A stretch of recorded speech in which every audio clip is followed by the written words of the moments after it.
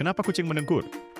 Kucing mendengkur karena otot di laring, kotak suara, bergetar saat bernapas masuk dan keluar.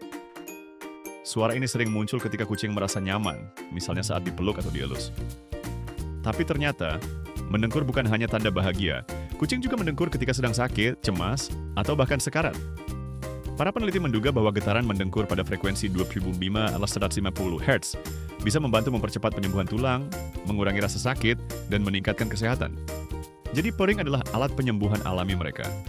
Frekuensi dengkuran kucing bisa membantu mempercepat penyembuhan luka, dan bahkan bisa menurunkan tekanan darah manusia yang mendengarnya.